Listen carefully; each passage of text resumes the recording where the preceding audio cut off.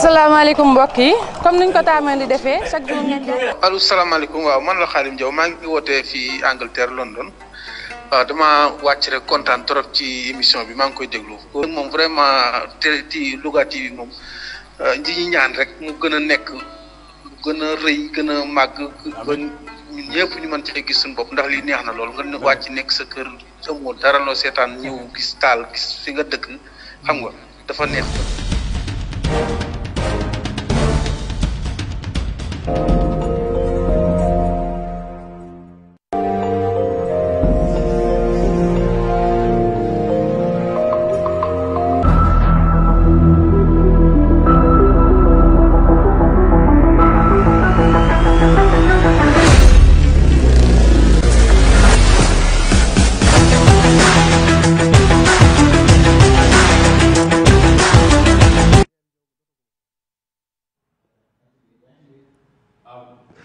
asalaamaaleykum mbokki seetaan Louga TV ñu ngi leen di nuyu bu baax rafetluwaat ni ngeen ànd ak ñun altine bu jot ñuy faral ngeen ñuy seetaan ci plateau yu mel nii tey ñoo am mbégte en tout cas defal leen seen émission altine en général vous nous suivez sur les émissions sport ci Louga TV Louga Sport tey jii ñu am en tout cas mbégte ak contentement am gan goo xam ni.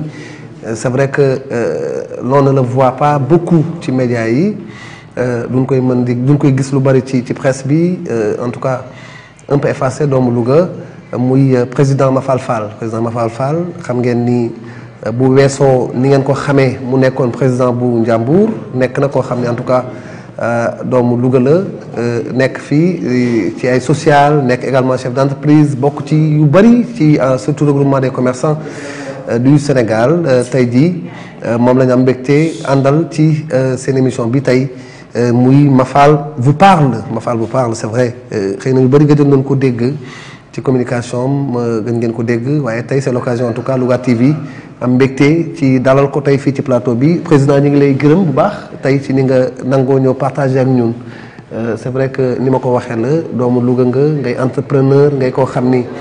En tout cas kenn dootul présenté ci Louga ci gestes yu bëri yoo xamante yaa ngi koy def nit ñi di ko yëg ci social beeg ci leneen mais également ngay ancien président bu Njàmbur def naa ni tey bu la dalalee c'est une fierté en tout cas ci ñun de recevoir la sur un plateau. Merci monsieur Diop bon maa ngi leen sant je suis pris au dépourvu parce que ñëw woon pour intention interviewer Mbacké m'avait dit toujours comme seen maguraar la pour ma ñëw.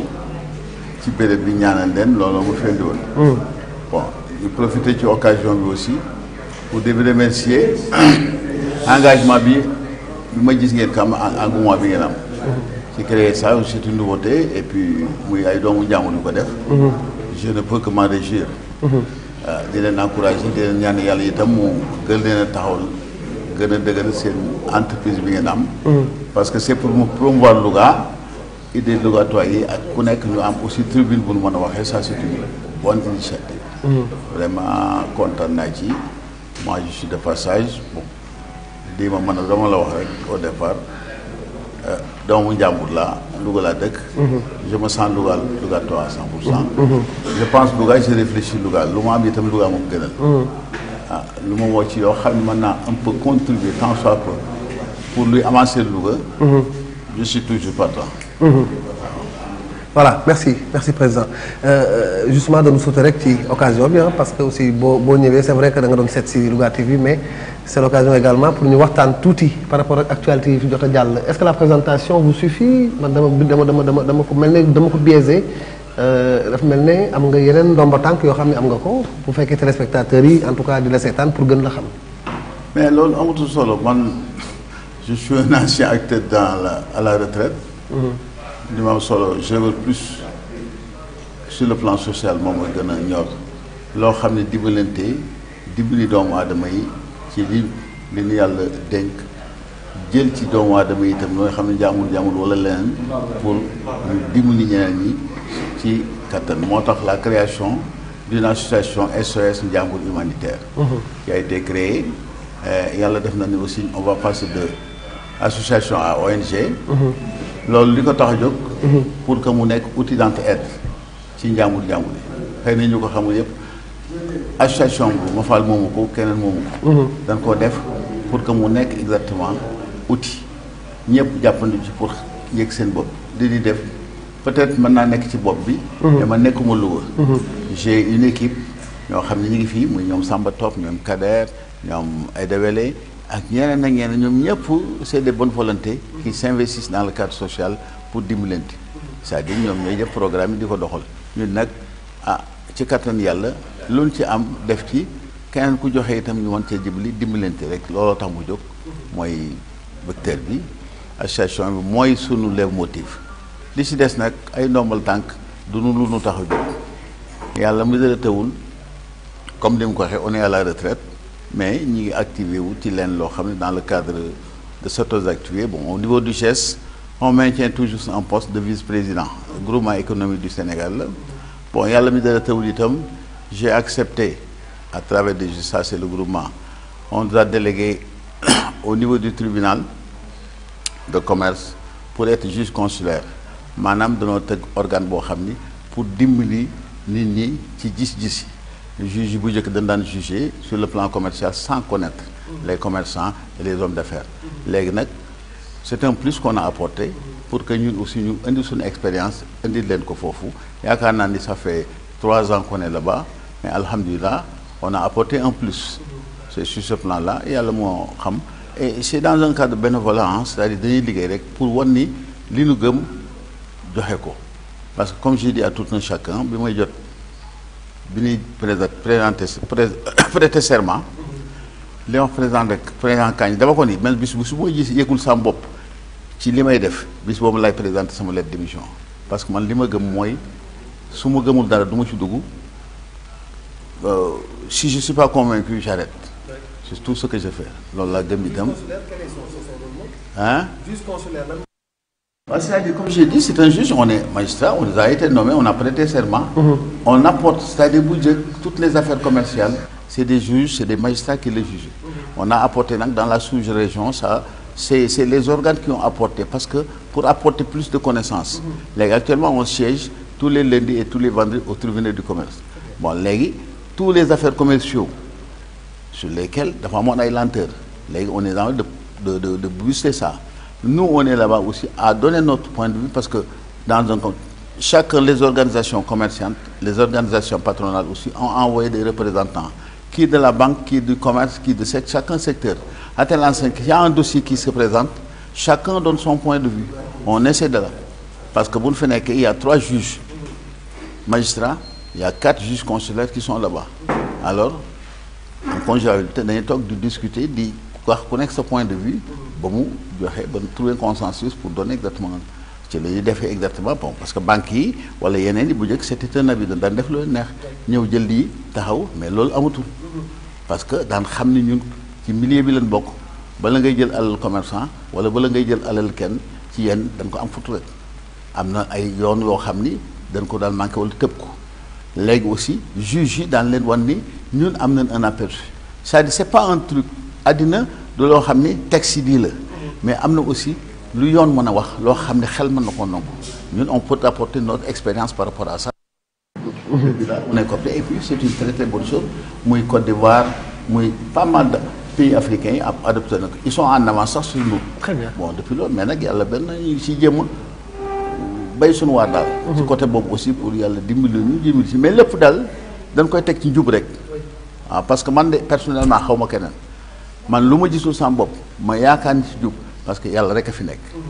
parce que booy àtte dara tu as une c'est un peu lourd parce que teg sa bopp nit ñëw gannaaw yàlla mais nag en intime conviction su ma duggee ci dara rek damay gëm ni lii su ma ci gisul sama bopp yaakaar ni li may dem am naa ci conviction du ma ci dugg j'arrête mon point de vue aussi je le défends ci kanamu ñëpp pour wax loolu bu jeexee ba ma ca génnee génn naa ca maa ngi ci ba léegi mais su ma génnee tribunal loolu du su ma yitteeti maa ngi dem ci leneen ba loolu beneen du si ma du loo xam ne nag danaa ko tiitaroo wala génn di wax lii parce que des dossiers c'est un peu confidentiel nekkuma ci mbedd mi di wax def naa ni wala même su ma bokkoon ndey bàyyi kenn mu am ci dossier itam du tey ma interpeller ko diggam na li ma loolu nii am na ñoom ñoo xam ne ñu ngi leen toogal pour défendre en tout cas seen ay cause waaye am nañu ko xam am nañu ko xamul. Bon li ko xam c'est bien vrai actuellement bu njëkk c'était un peu réticent parce que même au niveau par exemple du tribunal pour ñu accepter nous c'est pas facile parce que ku nekk la nga tàmm. S'il y a du nouveau automatiquement la chose devient exactement intéressante parce qu'en fait c'est un peu intéressant mais aussi c'est une expérience que tu vis avec les collègues magistrats parce qu'en fait c'est des magistrats c'est des collègues ñu daan assister ci toutes les instances parce que on nous intègre accepté nañu parce que tribunal dafa ñëw woo tous les magistrats ñu présenté ñu waxtaan chaque fois qu'il y a quelque chose aussi on demande bon mais malgré que nag il y a des impairs jusqu'à présent am na lu des parce qu'il y a des manquements on est obligé de faire mais s'il n'y avait pas un esprit de sacrifice parce que tu es obligé chaque lundi matin nga bàyyi sa soxla dem tribunal taxaw fa bon vendredi pour délivrer nga def ko bon jot gi du am mais aussi là les moyens ne suivent pas des fois on essaie même dans de bonnes conditions amul loolu lépp ce sont des trucs nag c'est des manquements mais on est en train de relever ça on a dit mais j'ai dit tout dernièrement bi ñu réunir ma ne ko malheureusement l'État ne fait rien pour ça ils ont créé une institut mais ils sont allés trop vite en besogne mais malheureusement non c'est vrai que bien entendu on a un décret on a une carte professionnelle on a tout mais ça se limite qu'à ça c'est-à-dire les conditions de mise exactement parce que nit boo koy liggéeyloo da nga koy jox conditions yi muy liggéey conditions yooyu boo ko joxul ça laisse à désirer on est obligé de faire des sacrifices comme on dit au tribunal nous sommes à la cour d'appel mais la cour d'appel pour te dire pour trouver un bureau c'est tout un tas de problèmes on est obligé d'escorter le bureau du président pour voir et ça c'est pas normal les dossiers tu les vois à la va-vite pour certains trucs bon pour pouvoir délibérer tu es là tu prends tout ton temps mais l'essentiel c'est pas ce qu'on espérait dans ça mais nag comme on dit tout début est difficile on se consacre à pouvoir ne se aller de l'avant essayer trouver un consensus bon an malaa daal la fa nekk ñu ngi ciy góorgóorlu waaw mais il y a des manquements terribles sur certains trucs. Justement, est-ce que xam na ni boo amee manquement xëy na ay association yenn genre regroupement yi pour ne pas dire des syndicats est-ce que yéen seen kuréel googu am na ay syndicats yoo xamante ni wala yéen am ngeen syndicat boo xam ne di ngeen mën a revendiquer en tout cas li ngeen di laaj nii mu am importance lool ci devenir li ngeen di liggéey.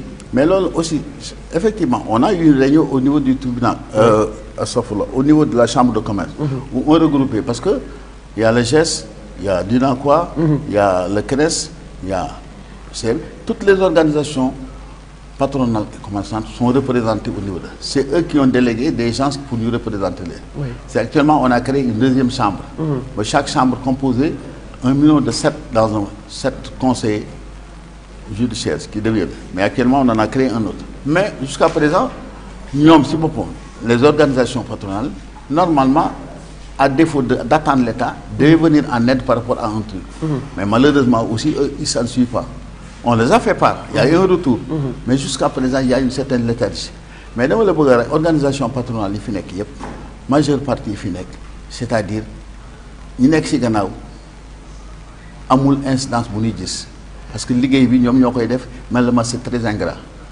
Très bien. Ah oui ça c'est dit c'est un constat. Très bien. Ouais. C'est un constat. Organisation patronale bi nga fi gis yëpp ci Sénégal tant qu'ils sont c'est que il y a peut-être 3 ou 4 personnes qui les dirigent.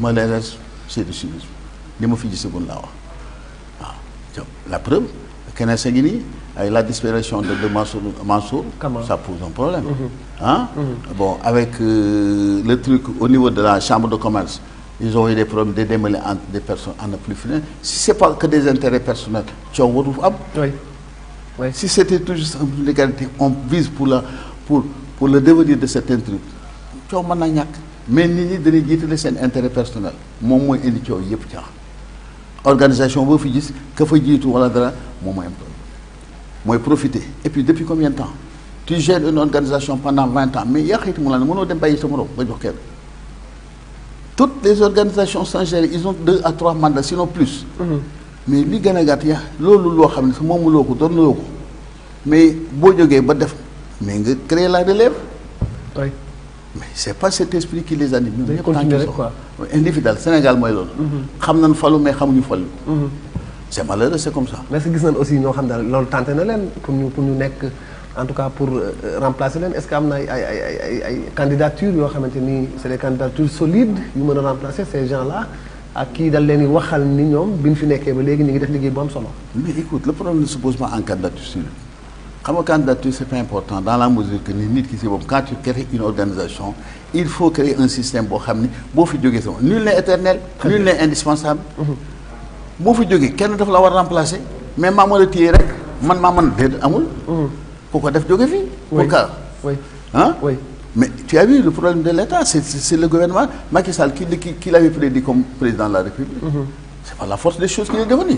C'est pas un apprentissage dans la vie par rapport à un truc. Hein? Il y avait qui? Il y avait Senghor, il y a Abdou Diouf, chacun a eu son parcours. Hein? Bon, aussi Macky, mais Macky il est appelé à être remplacé. Oui. Mais ma vie tombe quel monde connaît. Ça c'est pas le Sénégal. ah lépp loo gis organisation boo ca bàyyee ni dama koy téye man rek à la limite da ngay def la routine nit ñi si boppam bu la ko waxee bu neexul itam doy la nañ ci yow ñàkk pexe la quelqu'un qui te suit par un problème d'intérêt genre mais booy liggéeyal mbooloo mi booy liggéeyal sa bopp wala yaakaar ni devenir réew mi la war ngaa créer des gàddu war ngaa créer circonstances yoo xam ne ëllëg si biir nit daf laa war remplacer nga préparer nit ki kat bu ma atteindre kii moo fi nekk wala ñii ñoo fi nekk ñooy fal kenn ku la mën a remplacer mais jeex na. jàngul amul problème kenn mënul nekk dans une organisation 25 ans nga nekk ko 20 ans nga nekk ko amuloo dans l'entourage quelqu'un qui peut te remplacer loolu mooy waxee amul sens ah yaay des yaay buur di bumi. kenn du def dara. loolu itam il faudrait que ñu bàyyi si xel. liggéey mun si liggéey ci lépp muy politique muy organisation boo dem téye ko. da nga koy téye pour un temps man li ma gëm boo ko téye un temps tu formes la relève. ñu mën a def. waaw mais boo nekkee toog ba village wala ba màggat yaakaar da nga fay nekk ba dee loolu du wàll. nit ku nekk wàll na seen ëllëg soo demee ba tële kenn mën a jël. lii mooy addina. moom laa gëm. man de ñaanuma yàlla nekk fenn foo xam ne boo xam damay sukkoot wala kenn di ma dee je préfère au moins me retirer former des gens que ñu jël relève bi. C'est ça que je oui justement am na côté politique xëy na boo xam ni wax nga ko léegi ñooñu nga xam ne dañuy falu rek continuer est-ce que c'est pas dañoo penchant politique ci le gouvernement qui boo xamante ni moo fi nekk loolu di leen may xëy na doole wala taxawaay boo xamante ni pour débouter leen dafay jafe. non c'est-à-dire moi personnellement je fais pas la politique mais c'est-à-dire la politique autrement ça existe. C'est-à-dire li fi nekkoon ci PS. oui dootu amati PS dafa nekkoon.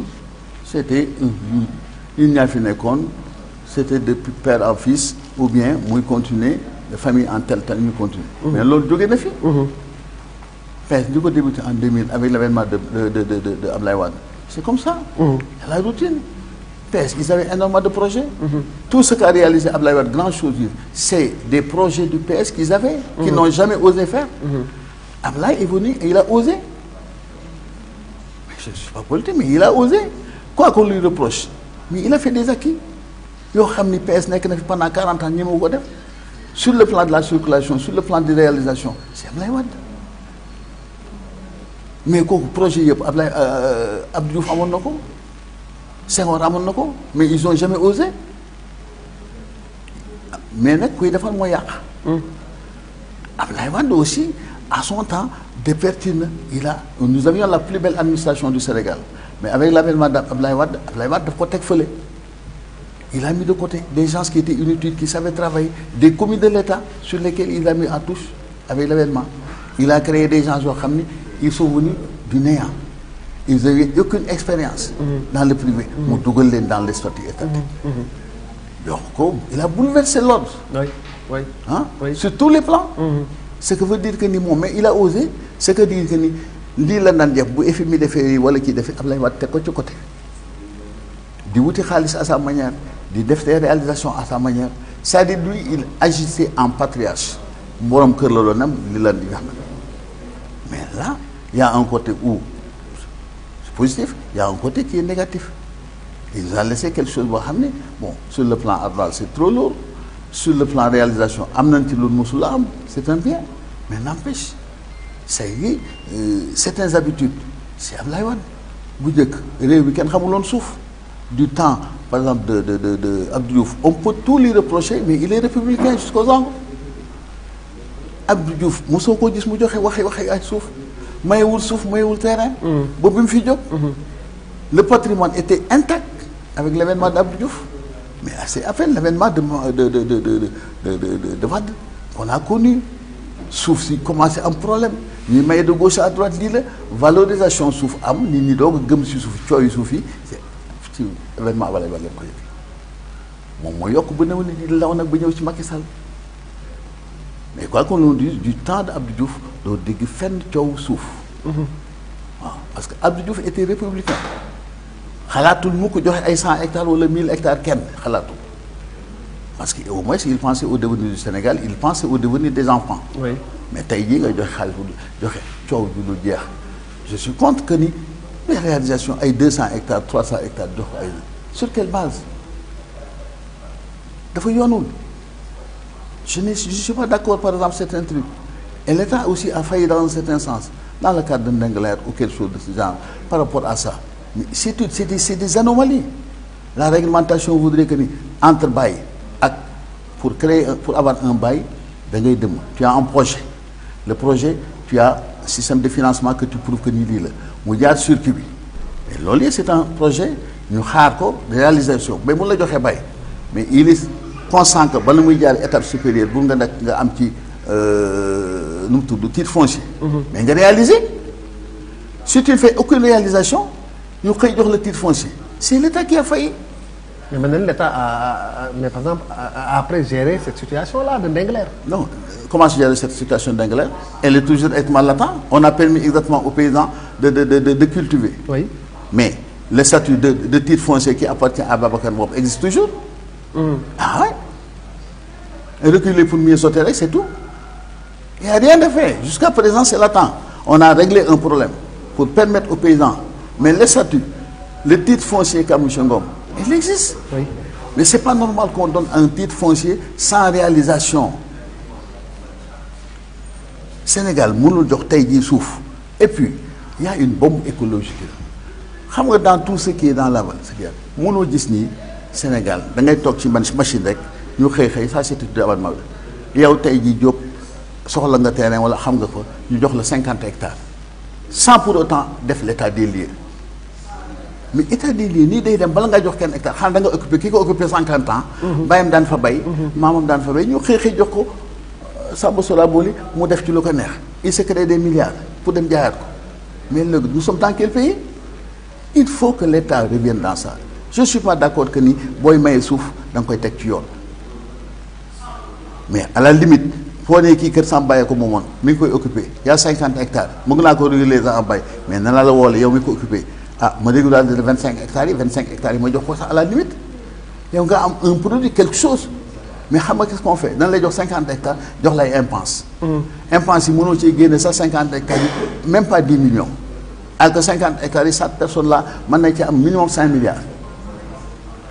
loolu fan la déshabiller pour habiller gens fu ñu ko teg dans ce pays là. est-ce que c'est pas les raisons yi tax xëy na le ministre de l'aménagement du territoire gisoon nañu ko fii Omar Gueye ñëwoon na fii Louga doon waxtaan par rapport espace yi surtout l'espace des communes xam na ni communes yi dañoo jegante am na communes yoo xam ne ngi jëlee exemple dafa wër ndomba Louga yooyu yëpp est-ce que loolu yëpp du traité xëy na wala muy régler la question des terres ci li nga xamante ni moom mooy ci dëkk yi.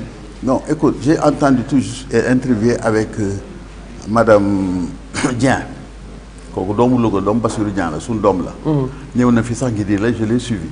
mais ce qu'il a dit mais bala ngay régler problème wu kii da ngay def état des lieux Sénégal xamul suufam ngi di la Louga kenn xamul sa surface réelle bi nga occupé bala ngay régler problème suuf da ngay xam la nga am ça c'est au cadastre de faire l'état des lieux. oui mais ils l'ont pas fait depuis combien d'années. jox na leen ay drone nag. non drone c'est nouveau mais le problème ne se pose pas en termes jusqu'à l'heure où je te parle. au niveau de Dakar ou dans certains trucs. oui pour donner fii da ngay seet da ngay dem ci cadastre ñu xool machine bi lii kat des na benn poche fii ñu jox ko Massamba ma Lemba mais poche boobu xamuñu ko moomoon. kan a fa nekk pendant combien d'années. mais lan la mais da ngay wax poche bi ça vient du ciel ah wala nga benn superficie ñu xool ci machine bi lii la du ñu dem seet def une enquête de modalité pour xam kan boo fa nekkoon ak lan a fa nekk xëy joxe ko moo indi coow ju dul jeex moo dal fii moo dal fu nekk moo dal Fouta ah quand tu veux une société venant de l'étranger il veut dire que je vais investir mais les gens c'est pas des philanthropes da ngay ñëw ci àll boo xam ne lii la ah dama investir lan nga investir est-ce que population daan ci gis seen bopp man danaa am 1000 hectares joxe 500 hectares yi du ma ci gis sa bopp amul dara loo xam ni des aménagements wala population bi daan ko gis seen bopp yow boo bayee ñu jox la ko yaa ngi def exporté par exemple nga ñëw fii si c'était même si une société agricole kii amee na ab su jayee 50% ou 60% da koy exporté le reste réduit lay jox nit ñi jaay mais ñooñu société boobu di jëpp profit est-ce que dëkk yi nekkal ñooñu même si c'est des emplois subalternes en tant que manœuvre utilisée parce que nit ñi amuñu pexe amuñu leen lu jàpp mais au-delà de ça est-ce que ñooñu xalaat nañ def benn un investissement ici. oui. Rien du tout. Hein? C'est la même chose. Quand on apporte un Chinois qui vient ici, les Chinois n'investissent pas ici, ma propose. C'est intéressé beaucoup. C'est pas le devenir du Sénégal qui l'intéresse. Et puis c'est pas des philanthropes. Les les intéressent, moi, nous am. Et l'Afrique est vierge. Fii rek a dese lu ñu mën a wax lu ñu mën a jëlee dara waaw mais boo ko joxee jox ko ku dëkk réew. ku dëkk bitim réew mu def ci lu ko neex mais ñun fu ñu jëm ëllëg si biir suñu doom ak suñu sët lan leen di dencal.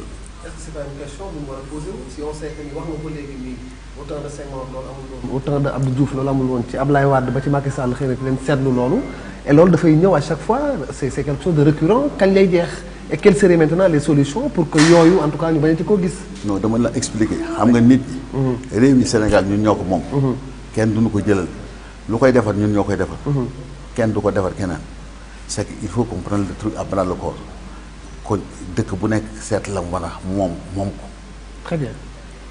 Louga ngi nii on appartient ça n'appartient à qu'au Lougatois ku dëkk Kébémer du defar Louga de ku dëkk Dagana du defar Louga ñun doomu Louga yi ñoo mën a defar Louga ñun suñu wàll demee mais ñeneen ñaa ngi fi xale yaa ngi fi y a des gens qui pensent que Louga réfléchissent pour Louga duñu génn feneen Louga amuñu loolu Louga. Mais est-ce que les gens pensent qu'est-ce qu'on peut faire pour ces gens, ces gosses-là? Louga vivait d'immigration. 80% des gens de Louga, immigration là dans l'Italie, ils sont en Espagne. Mais depuis que l'immigration ne fait plus vivre ce monde, qu'est-ce qu'on fait? C'est la décadence. Oui. Nini amatul lu yónnee. yow da nga am sa doom fële yaa ko yónnee léegi lu mu lekk. Contrairement mais léegi amul lan ngay def. Est-ce que les gens à faire xam nga va à l'extérieur da ngay dem Italie wala dem fenn xam nga lu ñuy def léegi ña ngi yalwaan ils sont en train de prendre un chariot pour am 1 euro ah c'est dégradant xale yooyu il faut penser à faire les faire retourner ici à essayer de les organiser dugal leen fenn pour au moins orienter leen parce que am na ñoo xam ne bëgg nañoo ñibbisi mais xam nga qu'est-ce qu'ils ont peur. xamuñu lu ñuy fekk si fii. xale yi xam loolu ba pare nag di dugg ci gaal yi. mais parce que même lan la xam nga espérance moo leen yóbbu. parce que boo nekkee fii tekkoo dara xëy suba toog suba ngoon ataaya. tu rentres dans un quartier tu vois chaque soir soos ko nga fi plus de 20 personnes ñooy nekk foofu teg ay ataaya ba kan jusqu'à des tardi ils c'est amuñu dara lu xëy def. dans une maison tu vois 10 personnes yoo xam ni xëy na kenn moo ciy liggéey bu ko amee sax lan la ñuy def. mais tout le monde pense à l'extérieur parce que amatoon bu njëkk xam nga lan la woon da nga daan góorgóorlu dem liggéey dem à l'extérieur bu njëkk ay moodu la woon c'était les années 70 73 boobu ay moodu la woon la njàmbur était fier xam nga lan fierté la dañ yàkkamte woon dem bàyyi sa bàyyi mu nekk ci njéegi njax yaa nga dëkk Jéeleelu yaa nga dëkk Paalin yaa nga dëkk Njàng xam nga sa fierté mooy lan bu ma jëkkee dem naa tabax sama bàyyi nga doon lekk cere naa ko defal ceeb. Amélioration sociale bi c'est ce que visait les Ndiambour la. C'était une fierté. Mais loolu moo indi Louga fii yëpp tous les environs dama jëleelu ce qu'il y a comme bâtiment ce qu'il y a comme infrastructure. Oui. mais ñoom jom lañu demal pas leen mais parce que loolu la gëmoon waaw rivalité boobu moo nekkoon ci ñoom ñuy dem c'était sain mais quand ils sont venus orientation dugg l'argent facile de la drogue dugg ci loolu vers les années 75 jëm ci leneen ni c'est foutu mu yàqu 80 plutôt quand ñu dugg déviation bi xale yi commencé dévier dugg ci leneen mais l'argent facile baaxul ku ko tàmm itam da nga ko bàyyi li am regret ci loolu lépp xale yi ci duggoon yooyu yëpp da nga leen yërëm actuellement parce que yàlla du contredire boppam. yàlla du ni bon na ba pare ni baax na. allah kulli àllin li mu bonaloon du ko baaxal mukk li mu baaxal du soppiku waaw ku bëgg a nax sa bopp nag defe ni lii da ngay nax sa bopp. très bien très bien président Mafal moom la ñu invité ah. Vous avez compris que le débat est un peu en tout cas économique. Oui, le débat est un peu économique, c'est normal. C'est un acteur de l'économie. Mais justement président yaa ngi doon wax léegi ci xale Louga yi ñu manqué xëy na fu leen teg il y a la part bu nga xamante ni mën nañ ko inculquer à l'État mais am na part boo xam ne également mën nañ ni pourquoi les en tout cas ñi nekk biir Louga te yàlla may leen dara xëy na investiruñ ci Louga c'est juste pour dire pour vous demander est-ce que en tout cas ñi war a investir nañ ci Louga pour permettre aux jeunes yi nga xamante ni ngi dem di mën a toog ñoom it parce que am na ñoo xamante ni xëy na pour ne pas vous citer président Mafal Fall xëy na waroon nga mën a créer benn kii boo xamante ni xale yi dañ ciy mën a liggéey lan mooy frein wu loolu dañ laa mayul espace bi les terres dafa am yoo xam ne da nga amoon espace pour investir à Louga pour que yenn xale yi toog liggéey wala quel est le problème ba président Mafal on le connaît ci social loolu waxuñu ko ce n'est plus un secret de polichinelle on le connaît ci dimbali ay nit loolu waxatuñ ko ce n'est plus un secret de polichinelle mais pourquoi ne pas implanter avec des partenaires xam na ni yaa ngi GS xam na ni yaa ngi tribunal du travail du commerce yooyu yëpp xam nañ ko lan mooy le frein ba président Mafal en tout cas tegul ci Louga benn entreprise bu xale yi mën a liggéeyee. c'est mal codé c'est-à-dire maa ngi jéem. oui selon ma manière. Je sais pas si ça fait des années, moi j'ai créé une unité de traitement de semences. Parce que moi je suis un ancien de l'agriculture, je connais les gens qui à l'entrée de Louga, j'ai créé une unité de fabrique d'aliments de bétail. Qui est là. C'est-à-dire, j'aime pas faire du tintamarre, ni une fausse publicité par rapport à un truc. Selon mes moyens, je fais. Bon, j'ai mis au devant mes neveux. Man comme aussi man naa nekk derrière propulser leen société mais maa def lii dool le moyen ay saabu man nekkuma ci yooyu li nga bëgg mooy aussi li ma mën a dimbalee ci nit ñi ci yàlla tax danaa ko def bon leen li xale yi ñoo fi nekk ñoo ci jot dimbali leen selon son wërsëg ak sama xalaat pour ñu def la preuve ils ont créé un truc on a créé une ferme parce que ça c'était pour regrouper des gosses su ma neveu yoo xam ne nekkoon na extérieur mënatu noo dem je les ai regroupés 10 ans dox leen li ñu ne créé une ferme à Palais où ils développent ils sont dans l'élevage ils sont dans l'agriculture mais ça je peux s'il s'agit d'élargir exactement nous avons quelque chose à Kër Momar Sarr qu'on peut faire mais c'est-à-dire depuis le temps j'ai dit la région de Louga regorge de potentialité mais il faut les exploiter c'est pas que man individu mënuma ko il faudrait que l'État s'implique il faut que les pouvoirs publics s'impliquent il faut que les pouvoirs régionaux locaux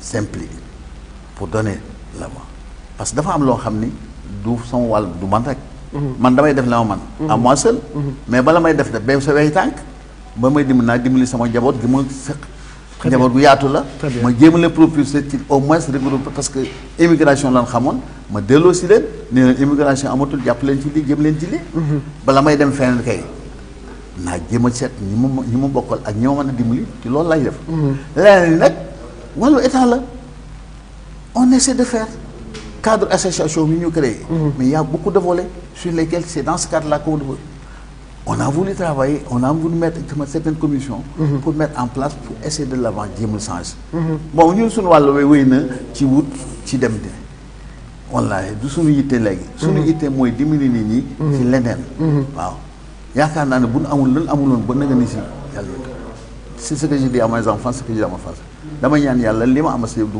ma amee su ma naree yàlla wërsëg dara ci mën ma koo bokkal yàlla bu mu ko am je me donne cette de dire que ni j'aime partager je veux partager te lenn lu ma am itam dama koy jéem a partager kenn ku may woo itam kaay ñu partager li ma mais c'est pas facile c'est-à-dire xam nga structure liggéey xam nga quand tu dis créer quelque chose c'est que l'industrie en elle-même lu fi nekk on a un ministre qui fait l'industrie oui n'est-ce pas oui qu'est-ce qu'on pense il y a combien d'industries qui sont ici tëj muy Sodesca mooy leneen moi j'ai créé effectivement une industrie une petite industrie qui est là dama la bëgg laaj rek c'est-à-dire nit ki si boppam aller de l'avant est-ce que les autorités qui sont là pense à développer au moins recenser li fi nekk xool nan leen mën a dimbalee et de surcroît c'est le maire de Louga. il paraît le Sotascam mi ngi nekk en voie de d'utilisation de transformation ñu ngi koy xool pour ubbiwaat ko. yooyu yëpp c'est en voie je ne dis pas le contraire. mais dama ni la man bu ma defee leen su ma doon ministre bi wala dara je n'ai rien contre lui sama doom la mais bu may def daan def état des lieux xam nga nit bala ngay dimbali jàmm wala dimbali fi da ngay xaar seet gox ba nga nekk la fa nekk nga suqali ko nga jéem ko suqali ci li nga yore. très bien li nga yore as néew bala ngay dem parce que ce que je reproche à tous nos ministres qui sont passés ici. Ils ont été ministres de quelque chose. oui mais parce que ce quelque chose là avant d'aller di wax ni maa ngi dem fële Matam maa ngi dem fële mais dans cette région bi nga nekk lu ko gi nga nekk jéem say def dara pour ñooñu yëg ni au moins que ni ils ont élu quelque chose te fii moo tax ñu fal la. mais ñu dund ko. est-ce que sur le plan industriel sur le plan truc mais le jeune là comme Moustapha Diop. mais les gens ne le sentent pas comme ministre ici à Louga. oui mais on le sent comme maire parce que c'est tout c'est le maire de Louga. mais est-ce que sur le plan ministériel mais ça c'était son devoir d'envoyer ça ne coûte rien du tout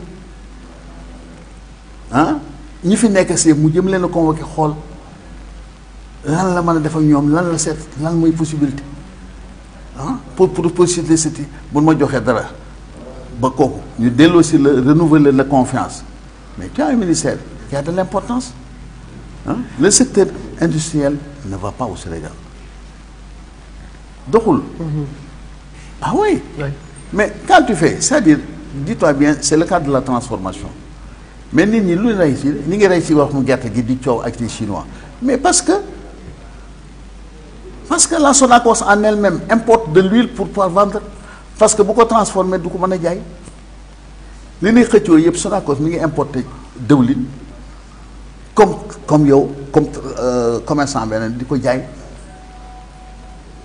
ah ni CSS di def di importer sucre di jaay mais loolu dana avancer réew ah pour donner un plus-value da ngay am la nga am jéem ko transformer maanaam gerte gi def ci dara ma ne bisaab bi naa ci def dara jéem a seet lu ñu ci mën a am encourager les gens à pouvoir créer des petites unités fii industrie loolu la du caagee di def industrie boo xam ne à milliards la mais c'est des petites industries que tu peux créer à la limite. oui bon ça c'est le rôle du ministère mais bu ko commencé woon fii seet ban potentiel la Louga am ak lan fi mën a def jàppale leen ci loolu ñu mën a soqali ko. très bien dana mën a téye nit ñi. très bien ah c'est important def naa loolu conseil la d'un père envers le ministre Moustapha Diop du ministre de l'Industrie par rapport ak lu mu mën a def ci Louga parce que loolu également c'est important les jeunes de Louga en ont besoin justement est-ce que vous avez un peu aperçu ci Louga le changement de Louga le xar kanamu Louga ndax Louga bi nga bëgg yow juddoo fi mu nekk sa xol ndax Louga boobu moom nga gis nii mu nekk en tout cas en chantier est-ce que Louga boobu nga gis. écoutez ça c'est Louga chance lan am chance su ñi fi def yëpp 80% immigrés ñoo ko def. quand tu as un maire comment c'est yàgg na ça c'était depuis d'Abidjan je le disais. nous les gens qui sont muy Aminata Mbengue ñoom ñëpp ils ont eu la chance de trouver au moins des gosses qui ne dépendaient pas de la mairie qui ne dépendaient pas des structures dañu wuti ci ëllëg indi fii ci dëkk bi defar moo tax ñu ni Louga est une ville d'immigration loolu la ma sa xalaat parce que ku xalaatul Louga jàngee da nga daan jàng ba am BPC wala ba léegi sa xalaat yëpp tukki la. parce que sa morom day tukki am oto bu rafet ñëw fii tabax këram loolu lan ci xalaatoon bon loolu moo doon poussé nit ñi dem moo tax njàng mi soriwul woon xale yi talu ñoon loolu lépp xalaat koo bëgg rek koo xalaat ak ñu immigré la temps yi la immigration neexatul nag. mënutul dem parce que les gens n'arrivent plus à joindre les deux bouts neexul mais il faut penser à ça il faut faire ne serait-ce que l'autorité toog ak xale yi lan mooy seen bëgg dem seet bon xarkaru Louga moi tu sais je suis li ma xam laa xam. comme ni mu leer nii tali yi léegi ni mu praticable. mais c'est tout à fait normal ça c'est le rôle de la mairie c'est-à-dire c'est tout à fait normal on les encourage. léegi lay dugg à l'entrée de Louga bi ma jógee démb si guddi ma ne écoute dañ commencé defar foofu mais ce qui est plus référent à l'entrée de la SODESCA tali bi baaxul nañ ko jéem a defar ça sert à rien que ngay continuer pour dugg la da ngay continuer dem ba fële pour loolu alors que là c'est la route principale te ñi ngi defal à l'entrée foofu defar ko ci mais nañ continuer dem ba ci kaw loolu yëpp non baax la parce que en fait y a des choses muy promovibles, c'est-à-dire il y a des projets qui viennent à Louga qui s'investissent que le maire soit capable, c'est tout à fait normal, c'est politique. Alhamdulillah. L'éclairage, comme il y a un point d'éclairage qui anime toutes les communes, mais que Louga en profite, c'est tant mieux. Mais nous avons juste cette quartier sans pour autant faire aussi des trucs politiciens. Nous avons fait plusieurs.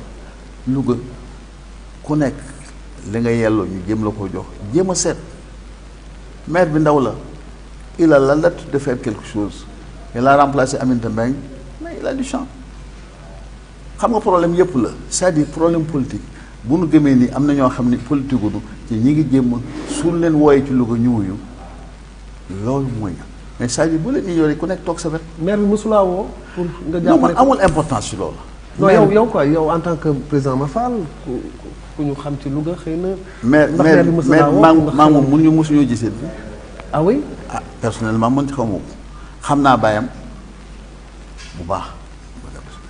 xaw ma ko je dis carrément que bu la woo nga wuy ko mais écoutez-moi man li ma intéressé xam la c'est le devenir de Louga. très bien ma wax naa ko dut na ne ku mën a doon ci àddina Aminata Mbengue nii maa ko mag bi mu nekkee fi watlu bi laaj ko si boppam dama koo dimbali sama maman pour dimbali Louga j'ai mis à disposition des benn tasseurs ici pour que mu jàppale ko ci pendant quelques mois te la man dama ko dimbali pour leneen mais ça c'est pas c'est le cas de mes soucis wane wu mën naa mën a lii mais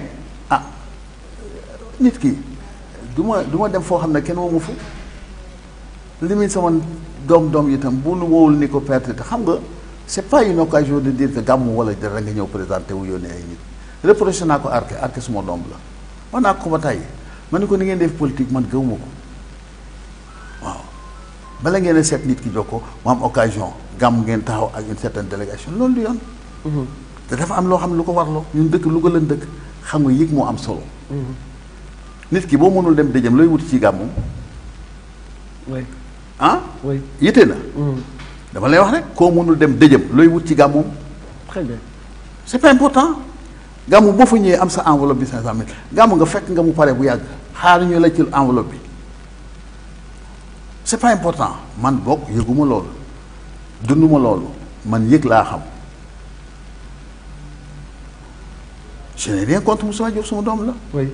mais je suis demandeur de rien du tout mais yëg moo am solo nit ki bu mën la yëg si day topp c'est tout ce que je dis waaw la waay yoxoon duñu tey añ duñu tey reer mais li am solo li la am na loo xam ne lu bon ñoo ko fi jiitu ci loolu ci dëkk bi am nañ un point de vue boo xam ne xalaat la dañ koy wax suñu ko laajee ñu wax ko teg ko fii et c'est tout mais si sont pas demandeur on reste toog bàyyi ko rek pourquoi politico mais politique du sama wàll bëgguma ko sama bëggoon politique yàgg na du temps de Dabi Diagne il m'a nommé conseiller man maa ko ji dindi ma ko xam nga lu tax mënuma politique parce que mënuma wax loo xam ni gëw ma ko parce que su ma àndoon na yow tey jii boo deful lu mu warul man la taxaw naa mosoo milité ci benn parti politique du ko ma ci très bien ni PS ni PDS xanaa ko dama ne Dabi Diagne PS la woon oui dugal na ma conseil municipal ma ni ko avec tout le respect que je sois jël sama kàddu ma ñëw li ma dugg bàyyi génnee ma ci ah PDS le président le président nu mu tudd Wade m'a appelé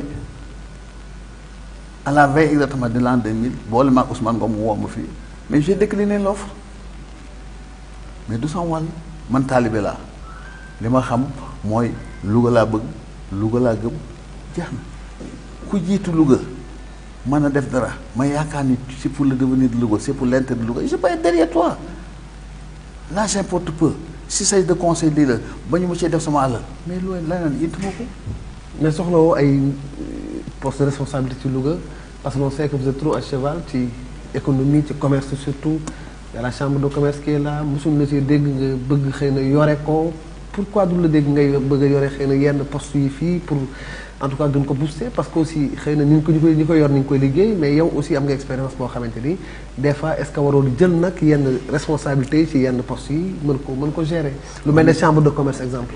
non chambre de commerce dama la expliquer bagandoo mi dama bay ma fen quand il voulait la mettre dafa ma woon ni ma kaay booba ñu wër nga jël chambre de commerce ma ne ko bagan ça ne m'intéresse pas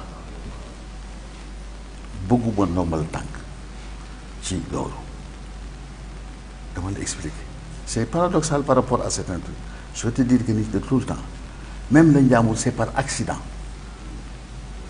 que j'ai été président du Ndiambour wallahi c'est par accident c'est pas quelque chose que j'ai voulu waaw et kenn du ma démentir parce que Boubacar Gaye moo ñëw suma bureau ànd ak Aziz Mbodj booba lañ dugg ci professionnalisme ñëw seet si ma je me rappelle Ousmane Diagne ak ñoom ñu toog ñu ne léegi il faudrait impérativement ñu créer une structure une société pour dugg ci loolu ma ne leen amul problème dinaa leen mën a dimbalee lii dugguma ci quand il faisait la réunion ici bis boobu maa ngi gàmmu suma kër ils sont venus me dire que ni tu as été nommé président directeur général Safrula de Ndiambour SA. Ils ont créé une structure, ils m'ont tout a été cessé. Bon, il y avait le Ndiambour SA, il y avait l'association Ndiambour. Oui. Bon, ça a été mon individualité. Nous avions l'argent, ça avait l'équipe. Ce qui veut dire que nous mais c'est pas important. Mais non, dualité, parce que dualité, moi, c'est un pouvoir. Nous, on avait créé la structure. Parce qu'il fallait impérativement créer une association. À ce moment-là, il fallait créer une société pour Dougou dans la Ligue Pro. Le monde a dit l'affaire. Nous créons ça. Nous avons nommé le directeur. Nous commençons à dire, pour être à cheval, Dougou dans ça. Bon, bien nous démettons l'eau. Malgré tout ça, il était toujours exactement le président du Ndiambour. Bon, certains pouvoirs de décision, moi, il y a le président Cécile. Bon, il y a eu une année sabbatique où moi je me suis retiré parce que je me suis dit que je me suis dit que 10 mois, première année, mais il y avait Mafaldia à qui je confiais l'argent chaque fois pour faire salaire, pour faire les. Mais ça a créé des frustrations pour certains. Bon, je me suis dit que je me suis année boobu la am ça a continué bon an mal an après ñu def benn une assemblée générale où il fallait réviser les textes ci laa leen léegi de facto ku fi nekk président directeur général Ndiambour mooy président club bi lii moo indi loolu c'est moi qui ai dit proposer ça pour que bu ñu bañ a coowati parce que mu xam ne une décision boo xam ni unilatérale mais loolu moo indi woon loolu ñu def ci yàlla def ci Ndiambour di dem ay tout ça yi comme haut et bas def nañ ci bona mana yàlla def ne luñ ci def suñu xaalis mais yooyu yëpp amul importance danoo sentir woon Louga moo soxla woon Louga moo laajoon ñu def ci boobu apporter ci notre concours ba yàlla def la mu def ba may bàyyi na ma la bàyyi loo jëloo deuxième mandat non c'est pas important li tax ma bàyyi c'est man maa xool xam nga dama ni la à un certain moment, une des choses, ça se prend en elle-même. Mais ça dit aussi, da nga am njaboot da nga am ay kilifa diine yooyu yëpp mën la constituer wax leen la mais bi may bàyyi man j'ai eu le comité directeur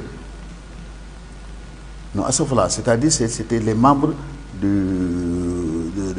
la société je les ai réunis ñoom ñëpp tant qu'ils sont mën leen écouter man je préfère damay retirer wu j'étais bay man leen amul benn problème sans contrainte mais nag yéen ñëpp doomu Ndiambour ngeen ku nekk mën na ma remplacer seet leen seen biir nu ngeen itteewoo fu ngeen ma remplacer sinon am naa beneen koo xam ne dëkkul Louga mais il est de la région il est preneur personne ne m'a boobu kan la woon non boobu kooku je l'étais parce que quelqu'un d'autre boo xam ne il était dans la région quand je l'ai consulté il était d'accord très bien et il avait la possibilité de le faire ci la ma Boubacar Gaye ne ma bàyyil ba ma seet am na koo xam ne yaakaar naa ne su ma ko waxtaanee moom ji la ci la Boubacar dem waxtaan ak Gaston def ko la proposition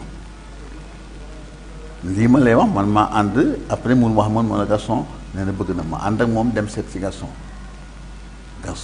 wax ne ma il est d'accord na bëgg na lii moo ci dugal man leen liggéey quand je suis venu ici j'ai avisé gauche yeeg yëpp bon y avait certaines réticences man ko non amul problème Gaston li mu ci mën am il est dans le monde sportif déjà mi ngi ci làmb ji am na ay possibilité am sponsor am na ay possibilité am leneen lim leen mën a apporter ba jëm leen a ko amee keroog man maa leen woo invité reer sama kër waxtaan na ñoom sur le mode sportif boo aussi supporter yi yëpp pour essayer c'était à la veille de la réunion maa ngi fàttali ci loolu bon yàlla def ñu élire Gaston bon moi je me suis retiré. Est-ce que vous étiez satisfait de ce 4 ans bi nga def ci à la tête du non Jambour? satisfait tu sais satisfaction mënoo ko am c'est-à-dire j'ai beaucoup appris. Oui.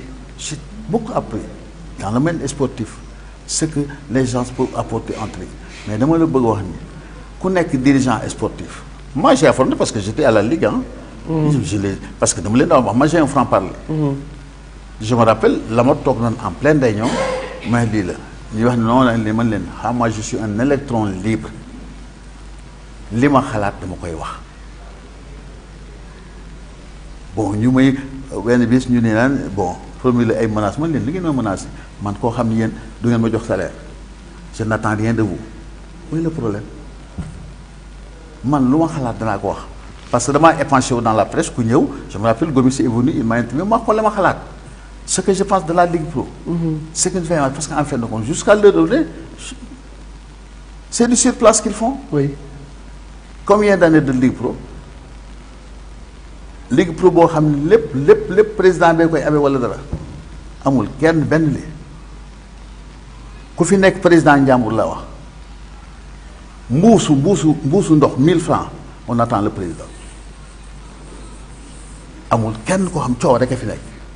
Mais membre CD daan cotiser 50 000 par mois. Oh, écoute, président ça je te le dis écoute-moi bien. Et puis avec le commerce Omar Bongo. ngeen mën a non defal naa loolu commerce fii benn yoon lañ fi cotiser première année c'est moi qui ai imposé le truc bi ñuy def on a pu récupérer un minimum parce que c'est moi qui ai dit que ne 50 000 francs ba ñu ci dugg parce qu'il y avait combien de prétendants on a pu récupérer ci salle ba keroog presque 1 million et quelques. Mais cotisation par weer doo ko gis kenn amatul ñaari dërëm kenn du ko joxe tey. C'est le président qui fait tout. mais fii yëpp.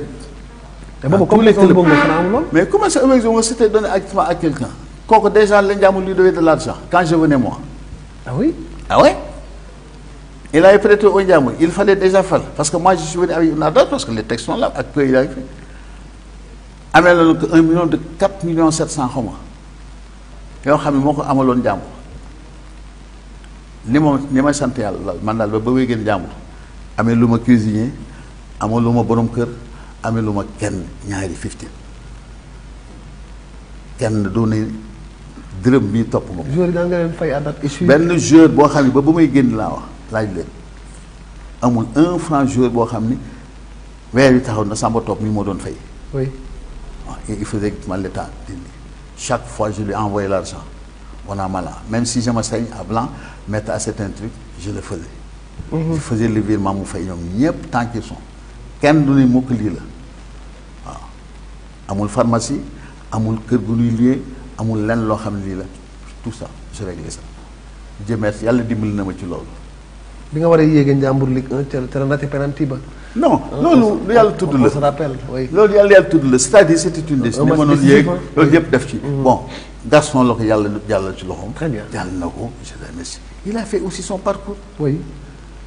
Quoi que l'on reproche Gaston am na ci la ñu def xam nga lan la chacun a sa manière de faire man titre wu mu def naa lii wala wan naa lii amul solo si j'étais à refaire dinaa ko def parce que Louga moo ma intéressé woon. waaw tax nag président boobu ba léegi nga bàyyi sa loxo ci Njàmbur. non déggoo li ma la bàyyi ma sama loxo sama jaar parce que dama nekk en retrait et je ne suis plus d'âge à pouvoir aller là-bas. Oui. terrain dematuma foofu du sama wàllati.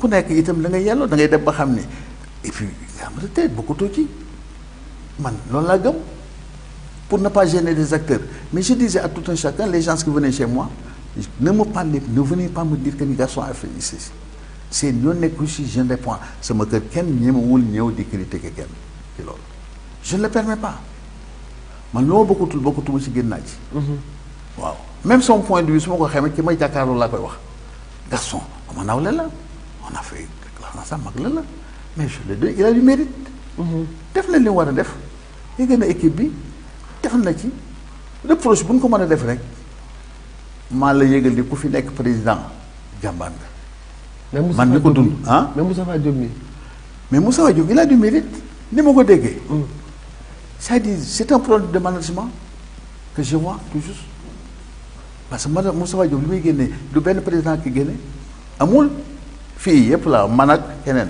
li ma dégg mu ko génne kenn génnewu ko fi. est-ce qu'il manque mais alors au Ndiambour. waaw mais le problème c'est-à-dire xam nga lan la aussi.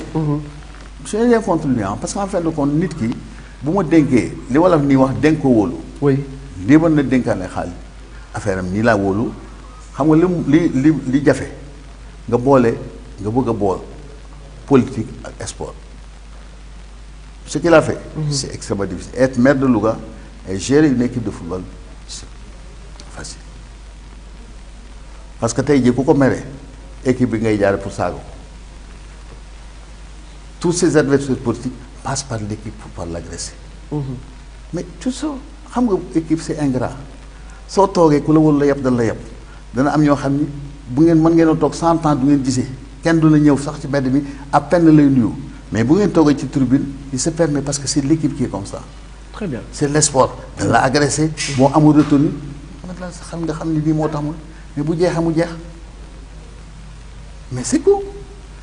mais amul mais il faudrait que mais àddina Louga c'est extrêmement difficile à gérer c'est une équipe populaire te 80% yi ci coow yëpp ils n'apportent rien à Louga à l'équipe. Oui. Ah mais dis-toi bien. Oui. boo doon jaay tey ji ay carte de membre mënoo ci am 1 million par an ñoo xam daan la ko indil ay Lougateurs. Je te dis moi j'ai été président de Ndambo xam nga mën naa lim je cite ñi ma mas a jox ñi ma mas a dimbali muy ñetti nit te kenn du société la kenn du waaji sëy la gaañu na ci lenn ñetti njaamur yoo xam ne mas nañ ma jox kenn ki 200 000 kenn ki 150 000 lii la durant tout mon magistère. lépp sa poche daan jógee. mais dama la expliquer à part xam nga àddina da ngay wax li ci neex rek mais lii lépp li ma lay wax lu leer la moi j'étais jamais demandé du kenn koo xam ne benn société bu ma taxaw ni la lii jox ma ko parce que xam nga lan laaj moo jafe. Très bien. laaj yombul góor su rek dafay moytu laaj yaa defe nii. est-ce que cette gestion collégiale mënul woon a gérer Ndiambour. non Ndiambour moi j'ai laissé le problème qui se pose j'ai pas voulu gérer directement am na doomu Ndiambour ji fi nekkoon je les ai mis au devant. bi nga nekkee président. ah oui Très bien. je les ai mis au devant. Oui. mais ça n'a am na ñoo xam du leen neex. mais moi je prends mes responsabilités de dire que ni léegi lii la. C'est le cas de Moustapha Diop qui a mis. non dafa ndànk rek c'est-à-dire le problème ne se pose pas mais nag soo xamee ni en réunion tu ne rends pas compte wala y a pas des résultats à escompter je prends la peine de te dire que nii dama lay génne. Très bien. ah où est le problème. Très mais bien. non il faut faire l'état des lieux Moussa Diop je n'ai rien contre il faut nommer ni wax dénk ko wóolu mais boo doxalee tuuti mais quand tu insistes autant d'argent mais nga toog xoolaat sa bopp ak ñi ngi lii la li nga def wala lii la ñi nga jiital est-ce que ñoo jiital mais bu leen ay considération kii politiquement ñoo ànd dama ko fay teg ci loolu déedéet su ma doon Moustapha Diop je serais en retrait à l'équipe par rapport à l'équipe waaw dinaa fi teg ay garde fou di mettre leen dans des moyens mais na toog joomu njàmbur yi wax ak ñoom ñoo xam ne mën nañu ko apporter quelque chose ñu indi y a des bonnes volontés y a des gens yoo xam ne qui ne pensent pas vivre dund ci njàmbur am na ñoo xam ne dañuy dund ci njàmbur parce que ñooñu lañ def yaakaar naa ne lu am dañ ca war a am seen wàll te loolu c'est révolu nekkatul système. système bi nekkatu fi. da ngay toog di xool te moom li mu ci investir état ministre lu mu jël dana ci def du benn président li ma gisagu naa parce que d'après les entendements man je ne le fréquente pas pour savoir mais li ma dégg li muy def ci njàmbur benn président def ko ci waaw les gens nag le critiquent de gauche à droite parce que la gestion est ceci équipe bi xam nga équipe bu njàmbur tant que yaa ngi nekk au devant de la scène doo dégg kenn il est bon il est gentil mais bu résultat yi commencé chuter ñu saaga na yi commencé. oui ça vole de tous les airs exactement oui nous sommes des incompétents dafa bëgg a jaay suñu équipe bi lii la mais chacun se l'approprie c'est l'équipe populaire qui est comme ça. il faut l'accepter mais bi nga nekkee président loolu dal lool. non dal na ma tu sais man xoolal ah oui non fu nekk ngay dégg da nga daan dugg stade ñu wax la lii tu rentres en réunion des mécontents viennent de dire exactement de se défouler des gosses yoo xam ni la dañuy défouler ci ko mais écoute-moi tu sais rien ne m'emballe man taalibe la am naa loo xam ne j'ai un chef contrôle ba xam ne mën naa téye sama bopp ba ëllëg si bi doo ma dugal ci ay wax. très bien dépassé naa loolu mais ba ma matalee arrêté naa. est-ce que daan déggati kenn koo xam ne dana ma romb ci loolu. du ma ko lu may kenn. jeex na mais c'est tout lu nekk am na jot. am na temps. mais j'ai un recul c'est que actuellement dinaa xool stade bi stade kii xaw ma lu mel. Albouri Ndiaye xaw ma ko. ah président nag. non pour te dire c'est pas ça du loolu damay man laa la wax je fonctionne comme ça. lu ma passé naa ko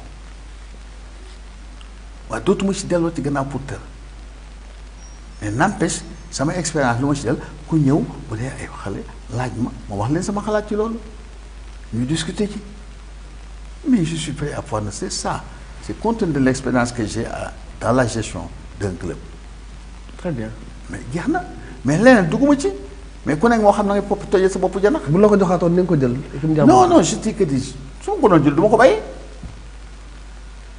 su ma ko doon jël man wutuma ci tremplin politique wutuma ci ndombay tànk mais je te dis ne su ma doon bëgg dara ci politique li tax ñu moo doon woow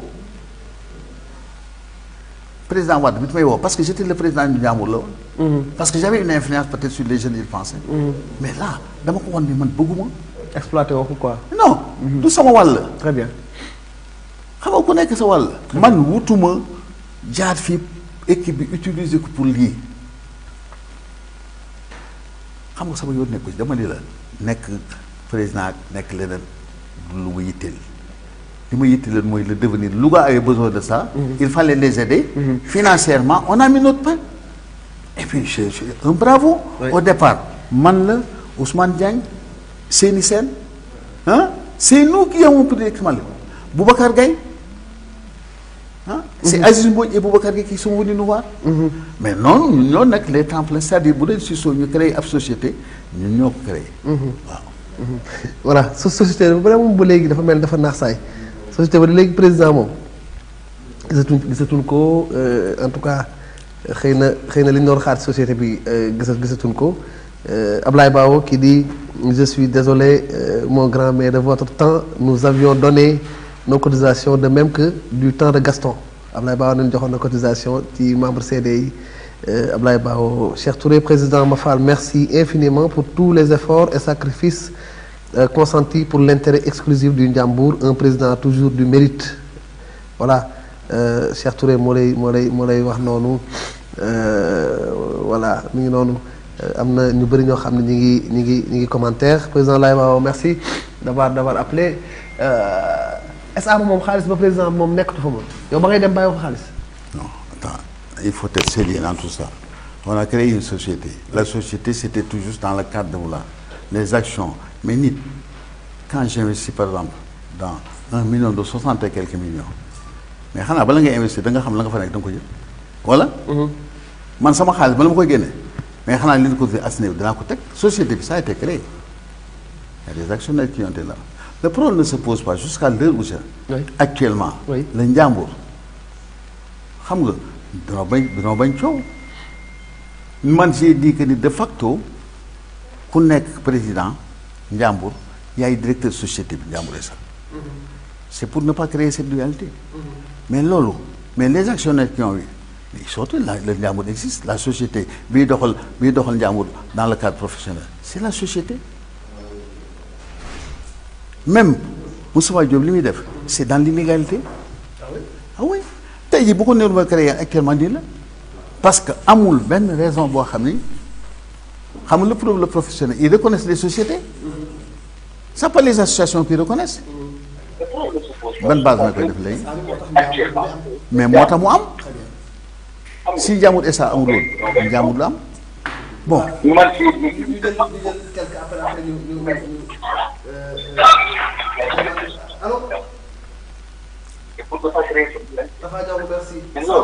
Mais les actions locales sont la société. Lui devons dialogue dans la société. Voilà. Président xam naa ni téléphone bi yàmbagul mais instant bi dañoo ni président Seydou Ndiaye Sène mooy président instant bi. Non. Il est président du conseil d'administration. Wow. Il y avait un président du conseil d'administration et un directeur. C'est une SA, c'est une société anonyme. Comme toute société.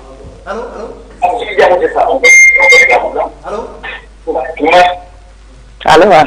salaamaaleykum. dama bëgg wax ci émission bi. yaa ngi ci biir bisimilah. allo. salaamaaleykum. maaleykum salaam. madame vous êtes en direct. ñu ngi lay déglu. ma bëgg participer ci émission bi. allez-y. maa ngi remercier suñu kii boobu toog président boobu toog. liggéeyam rafet na trop ci Louga. mais dama doon seetlu ma ne ñoom lan moo tax complexe Umar boobu rek ñu di ko bàyyi mu yàqu définitivement. dégg nga sa question bu baax. la question boobu laa posé. waxal sa question bi ñu dégg bu baax. parce que foofu am na espace bu yaatu dama gis léegi ñu bàyyi ko mu bëgg a yàqu définitivement. pourquoi ñu jéem a récupérer ay personnels yu nekk fii di liggéey mais Louga amul liggéey ba pare espace yu mel noonu ñu bëgg koo yàq. loolu laa doon wax question boobu daal laa doon posé ba xam. merci question bi ñu ko posé nag est-ce que man la ci tontu parce que. Man, je ne cherche pas. Je pense pas. Man géré wu ma man li leer mooy. mais Bongo. président si sa temps yow ndax exploité woon na complexe. Non damay ne complexe bi si bopp à un certain moment dama ne c'est une erreur monumentale des dirigeants du Jambour. Ça je le dénonce, je les dénonce depuis le temps. Ça, excusez-moi, Maguette Diouf sunu mag la. Il avait la latitude de faire beaucoup de choses pour le Jambour parce qu'il était le frère du président. Il avait l'influence et c'était un ministre. Bi koy Bongo di fay di leen may fii complexe bi def leen a may xaalis pour ñu tabax mais au lieu de le faire en ville on serait parti ici dans la légère on aurait créé benn centre ay l'argent y avait la faculté de faire quelque chose boo xam ne dana profiter ci Njàmbur muy nekk esprit de regroupement muy esprit de lépp dana fa nekk avec 1 million de 400 millions c'était facile de pouvoir faire à son temps du temps d'Abdou Diouf on n'avait pas besoin de prendre exactement salle de fête fii bu écoute di ko fa def à quoi ça sert amul ça ne profite pas au Njàmbur amul benn utilité bu ñuy wax. mais am na ay néeg yoo xam ne waroon fa. mais non dama ne la néeg yooyu c'est-à-dire c'est moi salle spectacle amoon na piscine ak yëpp. mais dama ne la mais loolu lan la mën a jël Njàmbur équipe bi. doon woon mën a génne benn weccit bu non dama ne la non écoute-moi mais la preuve. Quand Maguette Diouf ça disparu Afrique. Avec l'engouement ñëw na on a créé mais mënul dem dama ne quand on crée quelque chose pour le devenir de l'équipe on pense pour ëllëg si biir mais toutes les grandes équipes qui ont créé ils ont créé un centre boo xam ne ça les appartient. Ils ont là si c'est pour le football c'est pour le football. Def ay terrain de football def ay lépp. baal ma jël ki ne ci ligne bi ko ñu ñëwaat. salaamaaleykum.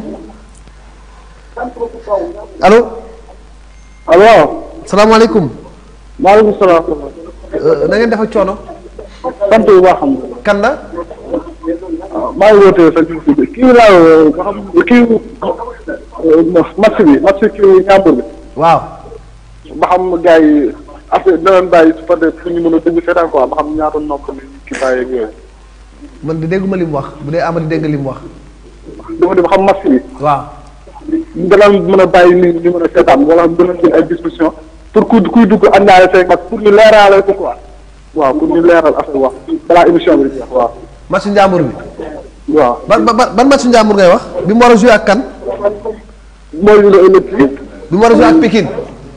si waaw. waaw boo coupé nga déglu ma tontu la dégg nga. amul benn problème. ok merci ku baax jërëjëf voilà match Njàmbur bi ak Pikine ak match yi ci des yëpp bu fekkee ni mbas mi jeexul te loolu la ñuy ñaan mu jeex Njàmbur 30 personnes la am droit dugal ci stade bi 30 personnes joueurs yi ak ñëpp 30 AS Pikine buy ñëw 30 personnes lay indaale kese amul supporter amul dara 15 journalistes ñoo fay nekk muy 75 ak 15 officiels les organisateurs muy 90 sans pour autant compter la sécurité ak waa sapeur def naa loolu leer na ku baax ah 90 personnes ñooy nekk ci stade bi amul supporter amul sabar amul nu mu tuddati asiko amul parce que ministère des sports barki dem bi muy waxtaan ak ligue sénégalaise de football professionnel dañu tënku ci dañuy reprendre championnat bi waaye ci ay conditions ñun leen conditions yooyu yan la ñun da ngeen respecter les distanciations sociales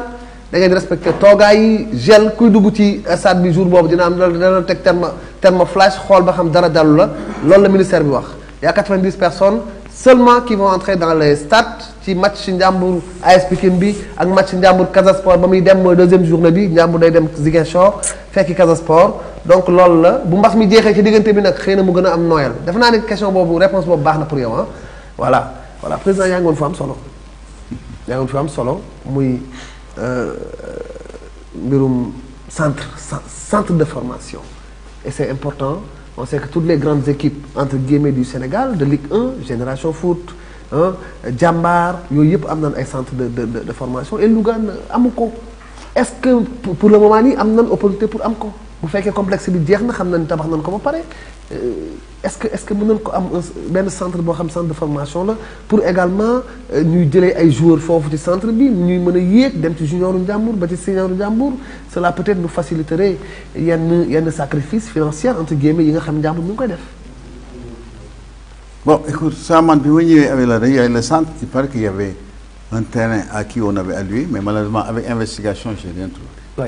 Bon, moi, je suis allé à Anguidila pour voir, parce qu'à l'entrée de Louga, il y avait des possibilités. J'ai fait des marches pour avoir au moins 2 hectares là-bas. On a tout fait. D'abord, on a un terrain comme alloué. C'est-à-dire, on m'a dit qu'il y avait un terrain qui appartenait, mais après l'investigation, je n'ai rien trouvé à part le complexe. C'est jusqu'à l'heure où je parle, je ne sais pas s'il a été fait. Le compète en matière de régularisation, Amoul, ça appartient à la mairie toujours. Oui.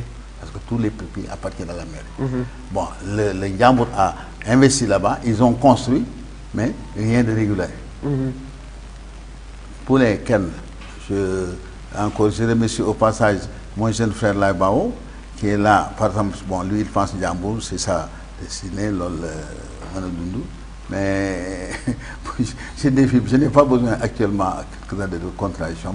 Très bien. Les me c'est important. Les am solo. Louga. Les ma xamone bu sensé wul. Moustapha Diop mi actuellement, je ne sais pas s'il a un comité directeur ce qu'il apporte, mais les ma xamone ci Louga bu sensé wul. 80% des gens qui s'inscrivent n'apportent pas grand-chose à Louga. Ciow yi bari rek. Et là, il est conscient. Oui. Garçon, ressources, il me donne un additionnel, peut-être je ne sais pas. Il faut me donner les ressources. Parce que connaître moi, je sais pas. Très bien. Mais quand j'ai pris un recul,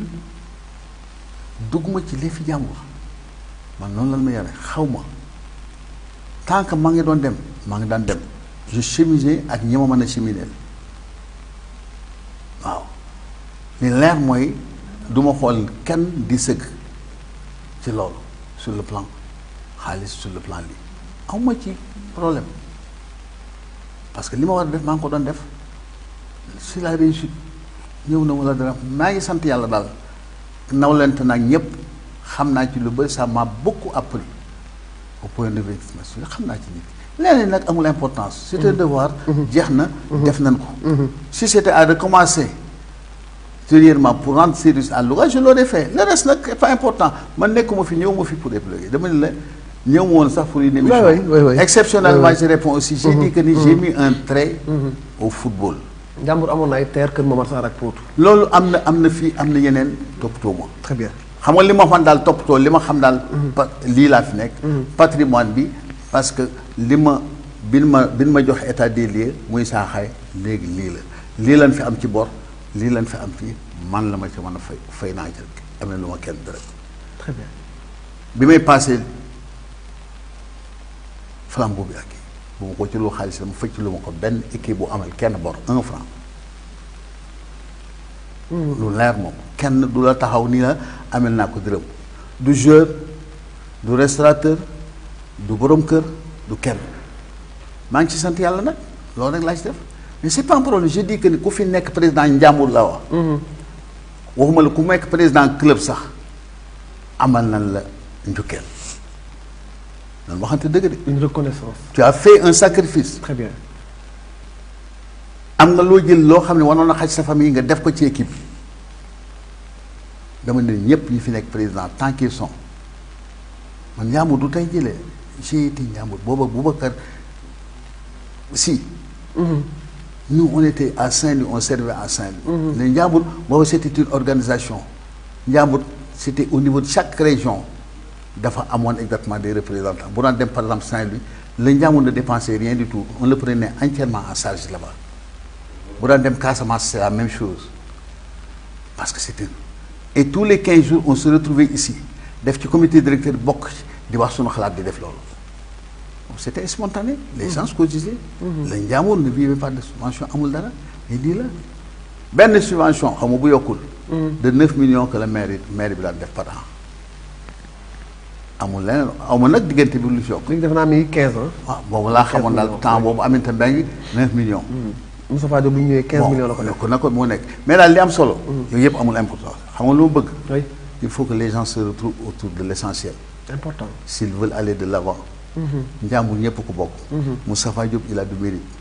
je ne le connais pas suma doom la suma ko gis li mu wax arke xam naa ko baax chaque fois que je le vois ma ne ko essayer d'élargir mais il faut aller à l'essentiel mais répondre ay di vindicative dugg ci di waxante ay ñaaw amul njëriñ. ñu ñëpp Louga lañ dëkk. li nu boole mooy club bi bu dul club bi itam ku nekk ngi yow yaa ngi sant Diop yaa ngi dëkk fële maa ngi sant Fall dëkk fii ku nekk Louga la bu ma la gisul même bu ma la xamul c'est la jeune génération je demande qui c'est. oui ñu ne ma jarbaatu Bagan la Bagan grandi ensemble on a tout fait ensemble.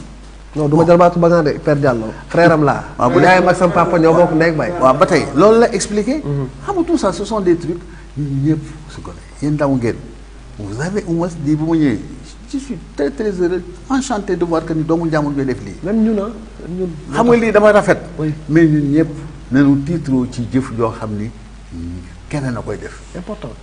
Moustapha Diop il a du mérite il est maire de Louga mais nan ñaan yàlla mu progresser te ñu jàppale ko ci li mën a nekk mais buñ ko mettre les bâtons dans les roues ci lii l'équipe lui aussi il faut qu'il pense pas se redresser il faut qu'il élargisse. il faut que mu toog ñu def état lii ñu waxante mais nekk ci réunion boo xam mujj nañu sàggante gas ko lekkat amul njëriñ réunion boo xam toujours en queue de poisson lay mujjante ñu singulier amul njëriñ ça il faut def affaire c'est le dénominateur commun Njàmbur. mais dénominateur si on veut aller de l'avant ñun jëmee seetaan li avancé Njàmbur mais quand je suis dit que je suis un ancien de ceci il faut ma dugg ci ancien de quoi tout le monde est ancien de quelque chose. je suis un ancien joueur qu'est-ce que je dois être ba da nga ma war a boole ci lii je suis ancien tel type déet un ancien joueur lu mu aspiré na nekk un entraîneur jéem a lem lu mu apporter loolu je suis ancien ça veut dire dafa lay jox benn prérogative nga xam ne da ngay imposer nit ki pour mu jël la wala créer une association d'anciens joueurs de Njàmbur qu'est-ce que ça sert qu'est-ce que vous pouvez apporter mais il faut être conséquent. expérience peut-être. mais l'expérience c'est depuis le Njàmbur depuis effort am nañ des anciens qui sont là am nañu pas yoo xam ne ñu ngi fi. oui mais ñooy qu'est-ce qu'ils sont xanaa bu dee expérience ñoo la ko ëppoon expérience mais le problème ne se pose pas il faut être utile à quelque chose. jéem a aller de l'avant moo ëpp njëriñ. un ancien joueur xam nga lu mu aspiré. être entraîneur ou bien approcher des trucs pour pardonner certaines choses. sa technique. c'est techniquement lan la fi njëriñ mais tant que boo jógee ci football jéem a def leneen. comme le professeur andi ne nourrit pas son homme. mais fii amul benn njëriñ parce que équipe boo xam ne yaa ngi fay ay joueurs yi 50 100 000 francs wala dara nu leen a dundal nit amul njëriñ c'est que l'État qui a failli et ça je l'ai dénoncé de tout le temps. oui oui mais man loolu laa xam parce que nit ki tant qu'on met exactement la messe jox équipe yi. dirigeants yi de ñu mën a dem du mën a dem professionnalisme nit mën a dem loo bëgg a def football du mën a avancer ci réew mi football sans moyen mënul dem. mais loolu ne lu mel la Sonatel qui a des moyens mais Sonatel da ngay seet boo demee Guinée gi demal Mali Combien ils sponsorisent les équipes? Demal Côte d'Ivoire, une équipe de première division, c'est 50 millions. Deuxième division, 30 millions. Sénégal, dara.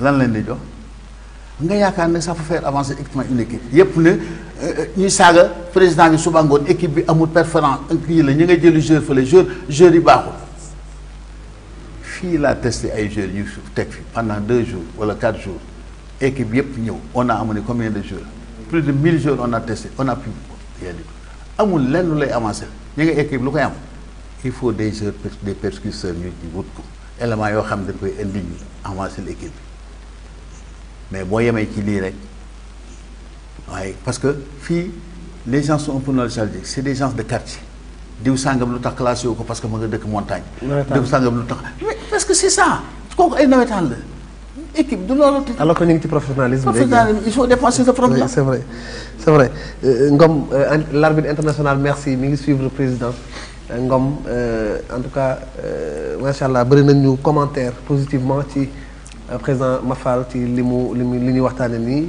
mais ni mu ko waxee la il était venu rek pour visiter si Louga TV parce que innovation la tay bu doomu Louga indi ci Louga moom on le connaît ci social on le connaît ci def lu baax quand même il faut le dire moo tax tey bi mu ñëwee on a sauté sur l'occasion pour woo ko ñu toog waxtaan et def naa ni waxtaan am na solo moo tax président da lay gërëm bu fekkee amoo leneen loo bëgg a waxaat avant ñuy terminer ñu ngi lay gërëm bu baax a baax di la sant di wax ni en tout cas vous êtes une fierté pour Louga ici il faut quand même ñu wax loolu vous êtes une fierté pour Louga Louga toi boo xam ni da ngay jël sa xëy na li la yàlla may nga koy bokk ak nit ñi ça c'est important man xëy na tey sax lañu mës a toog man ak yow man peut-être xamante wuñu mais quand même dégg naa Mafal avec ses li nga xam moom mi ngi koy def te yàlla tax et puis nga yore Njàmbur ni nga ko waxee la président de Njàmbur da ngay sonn surtout boo amul partenaire amoo kenn ku la jàppale boobu ba léegi dafa jar ñu remercier leen quand même moo tax en tout cas ñun Louga TV ñu ngi lay gërëm de tout ce que vous faites en tout cas ci li nga xamante ni moom mooy ci Louga ak li wër Louga également on sait beaucoup de choses sur Koki on sait beaucoup de choses ci yu bëri yoo xam ne yaa ngi koy def moo tax ñu ngi lay gërëm baax di la sant di la bàyyi nga tàggoo bu fekkee ni am nga leen loo bëgg a yokk également nga yokk ko te ñu tàggatoo en tout cas Louga TV est très fier aujourd'hui de vous recevoir ci plateau. Bon, je vous remercie encore, c'est une occasion. Ce qui m'intéresse, comme j'ai dit, je fais un appel à tous les Louatas de s'unir sur l'essentiel. Nous, sérieusement, on a créé et que sous peu de temps, pour le Covid, on était voulu de nous vouloir une assemblée générale à Dakar pour Yamou dans le cadre de l'association qu'on a fait.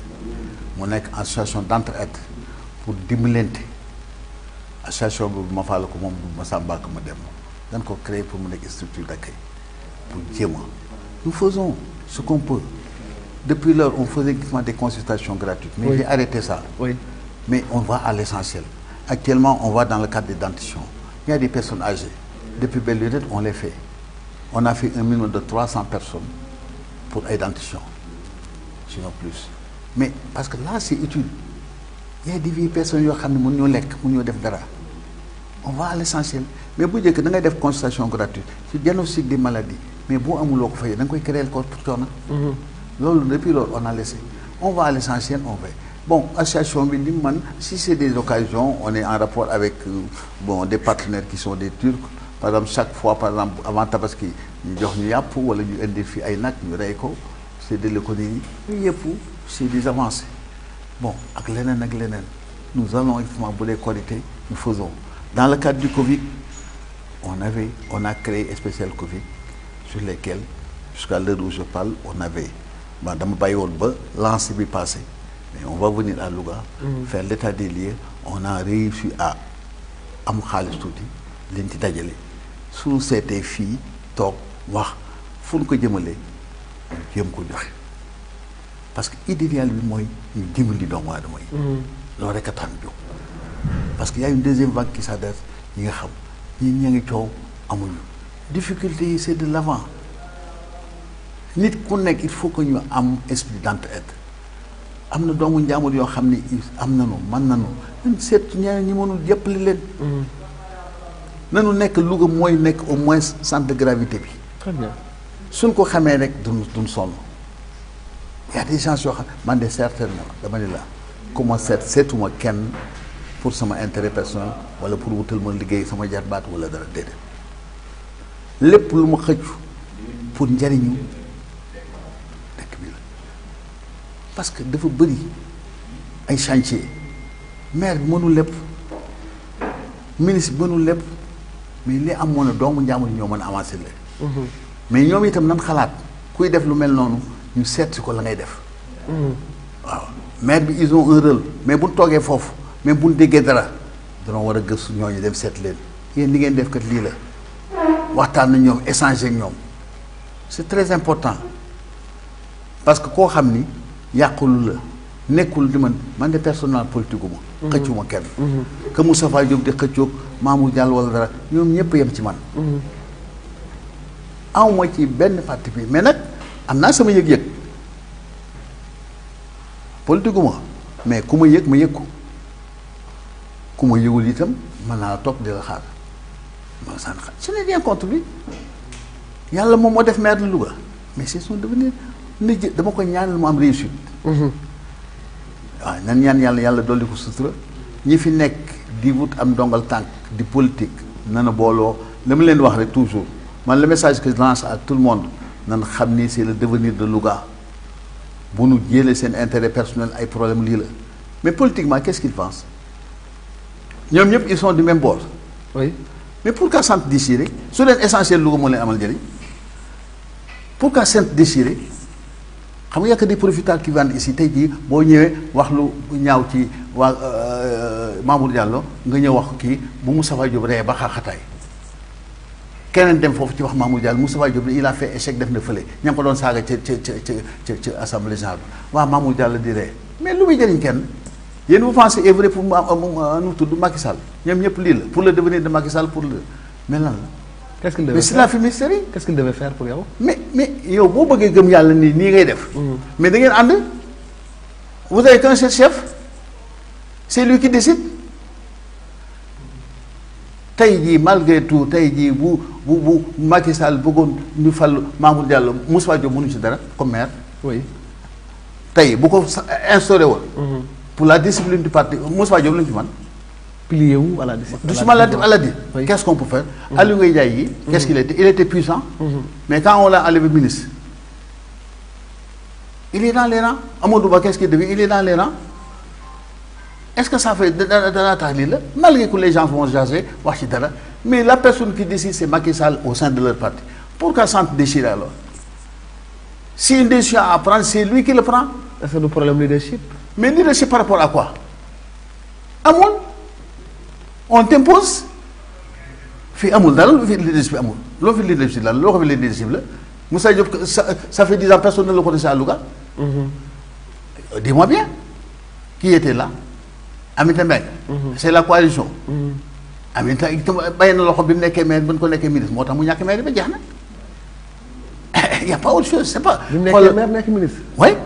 Ah Moustapha Diop loolu la nekk de. Mais dama ni la non le problème ne se pose pas. Oui. Je n'ai rien contre Moussa Diop. Problème maire bi il faut s'accaparer fii Louga da ngay nekk soxla nit ñi yëg nit ñi di dem ci nit ñi amul leneen maire c'est spécial mais il faut être au devant seen da ngay toog ci population seen soxla di ko jàkkaar jaamu ñu xam la nga leen di déglu. mais boo privilégié sa poste ministre dafa la ci climatiseur yu sedd yi di ma ne seet sax Louga mu lay saaga itam yàqu boo demee day ñuy yuuxu la. Sa appréhension, est-ce que Moustapha Diop est en train de faire son rôle de maire?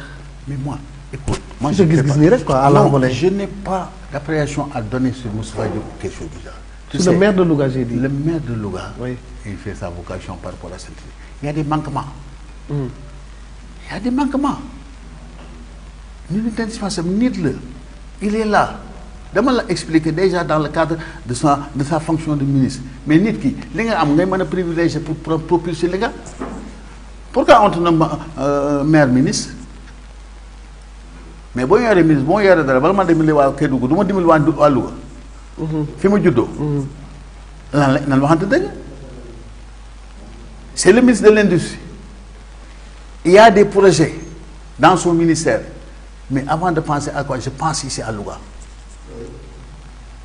C'est le devenir de Louga qui la fal jox la teranga mais privilégié ko mais loolu rek laa ko wax man je n'ai rien contre lui mais nag xalaat nañ tous ces ministres là n'ont pas pensé Louga Idriss Seck qu'est-ce qu'il a fait à Thiès ci doole nguur. kenn mënulu ko dara tanoon dem si yàlla lu mu def njëñeen ci doole nguur mais ils ont pensé à leur terroir kenn mënul leen dara de leur vivant. mais kon ñun président on a ces problèmes là de personnes de personnalité parce que Moustapha Diop moom mujjee nekk ministre fii ci Louga. mais loolu je le reproche à tout le monde. Aminata Mbengue et tous. mais tous laa wax. mais écoute man. on a même eu un président de la République qui habite Louga. président de la République ça a été lui. Ça nous a pas profité. lan la nu président de la République Abdou Diouf profité ci Louga wax ma benn doomu Louga boo xam ni tey ji émergé na à cause de Abdou Diouf. je l'ai dit je n'ai rien contre Abdou Diouf doomu Louga la plus républicain que Abdou Diouf tu meurs. amoon moom son problème c'est-à-dire il mettait en avant son statut de président de la République du Sénégal mais du kenn doomu Louga boo xam ne pour mais c'est-à-dire là nous avons des potentiels des gens qui sont là njàmbur jàmbaar la non mais il faut ñu jàppale leen. très bien. les jeunes qui sont là aussi ils sont là je donne un conseil à Moustapha Diop il n'a qu'à penser à la jeunesse de Louga des gens dans ça regrouper certains trucs pour pouvoir les laisser dans son ministère s'il y a des potentiels il y a des lignes de crédit il y a pas mal de trucs l'industrie doit aller là-bas mais na ko commencé ci njàmbur gi jéem a seet bay sa bay tànk c'est tout ce que je dis moi je n'ai pas contre je ne fais pas la politique mais man la sama xalaat ku ñëw wax la man maa ngi sant yàlla ñaanuma kenn suuf déwuma kenn taxaw ci bureau yàlla dimbali na ma ci loolu mais sama xalaat bi kenn mënu ma ko tee wax. jeex na. mais je vous remercie encore. message bi kii nee na ma Moustapha Diop dugal na ay xale poste dugal na ay xale LONASE dugal na ay xale c'est les amis de Moustapha Diop. donc ça c'est il parle. ça c'est dans le cadre.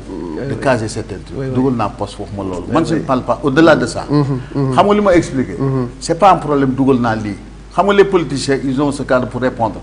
je n'attaque pas Moustapha Diop en tant que tel il est maire. très bien moo xam ni muy tojee jëpp jana. mais je dis que il est ministre de l'industrie. très bien. il y a la création d'emplois par rapport à un truc. l'industrie est là quand tu peux des petites et moyennes industries pour moyen def ci. xam nga Touba nga fe ña ngay segal gerte. ña ngay fii mais il y a des tu fais des regroupements pour faire de l'avant il y a des gens qui peuvent mais je n'ai rien contre def lii je n'ai rien contre sa politique. sa mënu ma defee ne nag ma je suis pro Mamour Diallo sama yoon Mamour Diallo sama rakk la Moustapha Diop sama doom la. très bien très bien ñoom ñëpp nag. su ma nee ñu am réussite ci liy def.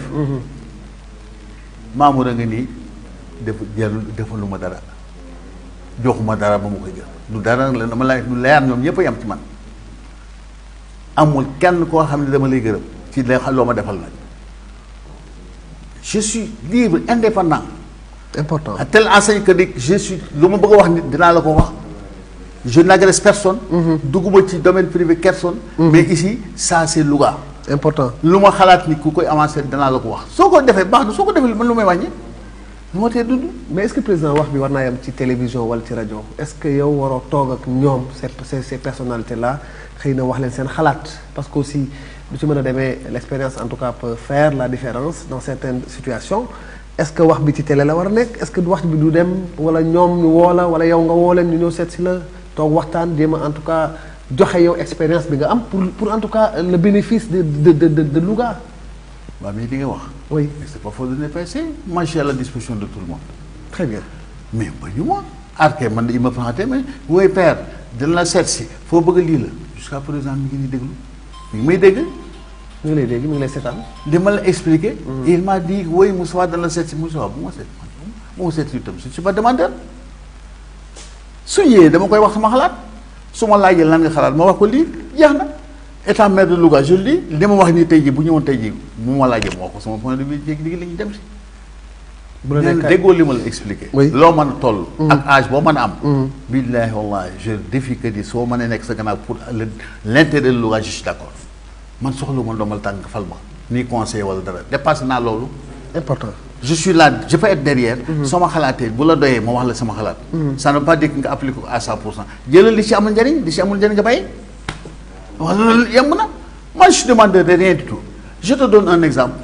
J'ai dit à Métembeng en son temps, filles, ils ont là, écoutez, il y a l'immigration, mais allez au-devant des gens, des gosses. Créez les comité. Moi, je vais prendre mon billet, and yéen. Dem seeti néeg nii la. Laaj yu ma leen ngeen fay ma pédium, laaj yu ngeen fay ma billet d'avion, fay leen ma hôtel. Je vais vous mettre à la disposition de Louga. Parce qu'il y a des gosses qui me connaissent. Xam na ni duma jaaxaan ci loolu yëpp. Mais ku la mën a defal loolu laatu si la laaj yu ma la dem. C'est une gratuité, je ne demande pas que nga jox ma essence. Je ne demande rien du tout. Man dama sant yàlla fu ma dugg ci organisation soxla ma ci essence, soxla ma pédium, soxla ma lara. Machallah. waaw damay sant yàlla lu may dimbali si c'est pour le devenir du pays, c'est pour le devenir de la région, je suis d'accord, je suis partant. Je m'inscris dans ça. Li ngeen def nii, pourquoi je vous encourage? Mbacké Sylla, il aime l'information. C'est sa vocation. Je lui dis de tout le temps loolu naa ko dama koy encourager ci loolu. Li muy def c'est pas nouveau. Ah mu ñëwee ba créé lii nañ ko dimbali. Ah li fi nekk as néew nan ko xool ñooñu jéem ci toute publicité parce que une télévision elle ne vit pas d'ouvrage. Il faut que nit ñi jàpp ci. Sinon li ngeen def c'est une bonne chose. Mais c'est la routine bu ngeen amul ëllëg si biir lu ngeen dulal la télévision day dem rek c'est mort mais lay def. Très bien très bien ñu mel ne yow ñu ngi leen ciy xaar président Mafal ñu mel ne yow ñu ngi leen ciy xaar loolu dafa dina am solo merci Abdou Karim Kane Abdou Karim defe naa ni sa doom la moom it macha allah yal na yàlla def jàmm ci président Mafal merci Cheikh Fall également qui nous dit merci beaucoup Dot, l'émission est magnifique avec notre formidable père vive Louga TV vive le Ndiambour ànd bokk doole ci waar wi Cheikh Fall moo lay gërëm moom noonu moom it Badara Sarr merci Badara Brang Mbodj également merci il faut ñu créer Louga sa kanam créer Louga sa kanam dana am solo waaw Pape Barka Fall merci self-made man c'est lui qui devait être maire de Louga pour l'amour qu'il a pour cette ville Pape Barka Fall nee na yaa war a nekk maire bu Louga Pape Barka Maxu Sarr certificat lañu wax na ko ubbi pour les jeunes de Louga Maxu voilà Louga Kassa Ndiouga nous regarde Sidi Niang merci encore président Sidi Niang di suñu mag moom waaw macha allah Darou Karim Bache franc parler de Père Mafal il n'a pas froid aux yeux il est électron libre il a raison il faut s'unir sur l'essentiel qui est Louga defar Louga rek jarul xuloo ak ŋaayoo xaayoo nga bind maa la waxal ŋaayoo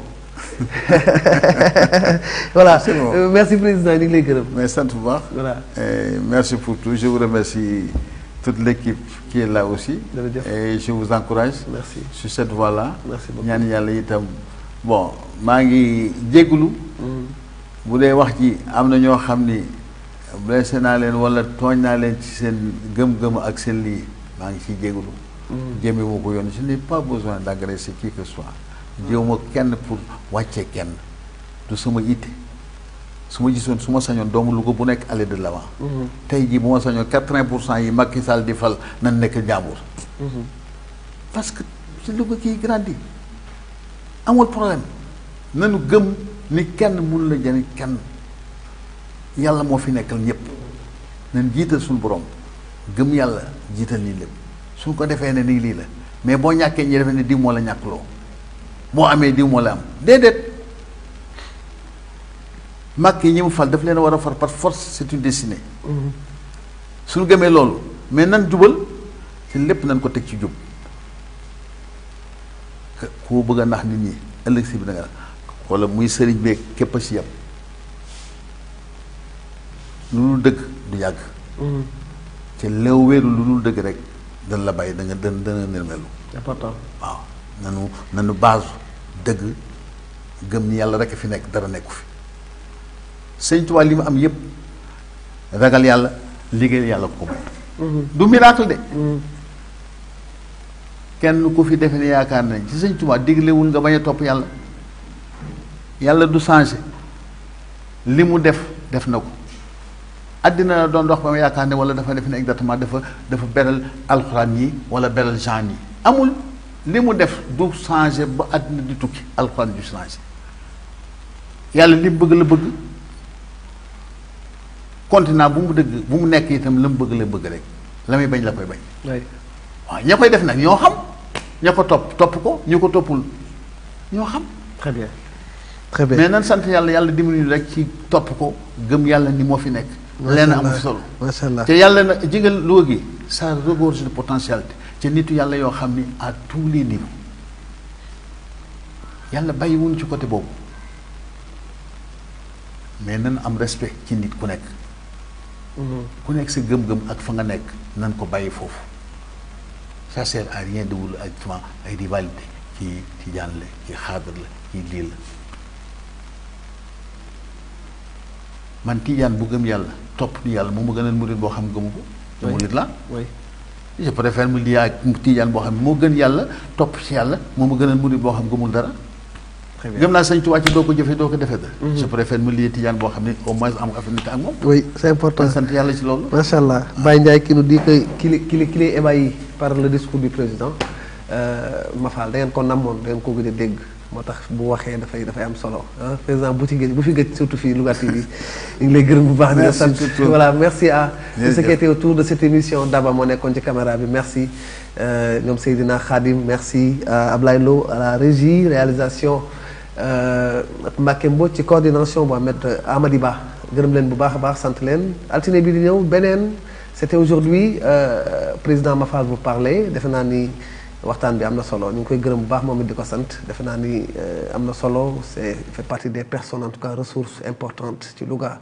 et que nit ñi xam nañ ko aussi merci d'avoir suivi et à prochainement sur Louga TV seen première chaîne digitale fii ci Louga